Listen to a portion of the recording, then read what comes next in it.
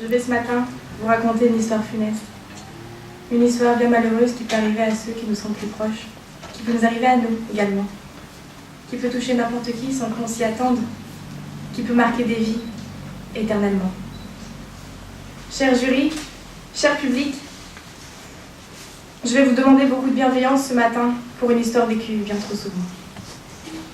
Ce n'est pas la chose facile que de vous la conter, et j'aimerais que pour cela que vous vous resituiez dans un contexte. Nous sommes avant-hier, nous sommes le 30 novembre dernier, et votre plus cher ami vous appelle.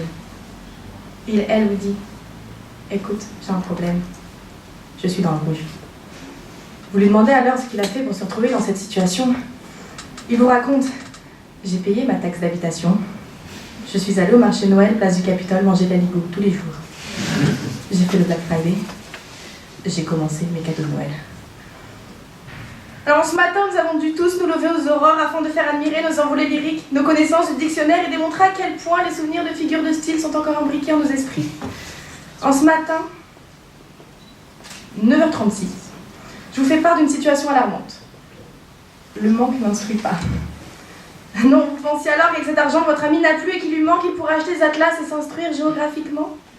Vous pensiez qu'avec lui, il pourrait aller au théâtre et se nourrir culturellement? Vous pensiez qu'avec lui, il pourrait acheter des billets d'avion et s'évader intellectuellement? Non.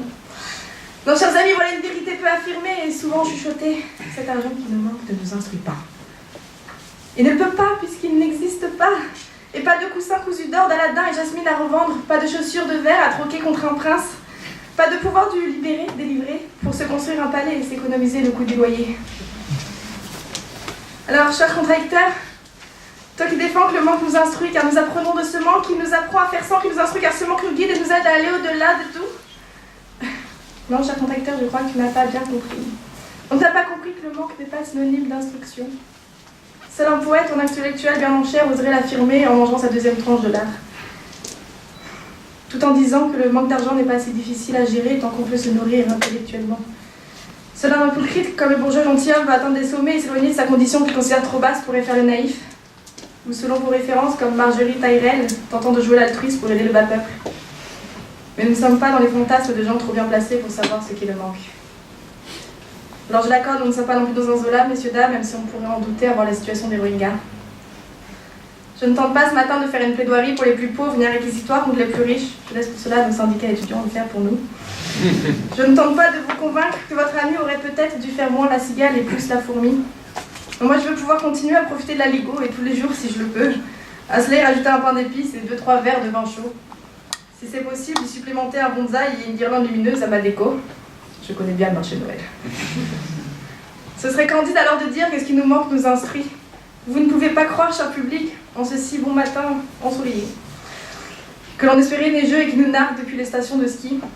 Ce sont les contes de notre enfance, notre adolescence, les pièces de Molière, les séries populaires, et les grands classiques qui me font dire que ce n'est pas un manque qui vous a fait comprendre les références. C'est la transmission par l'école, par les parents et ce vieil oncle raciste au réveillon de Noël.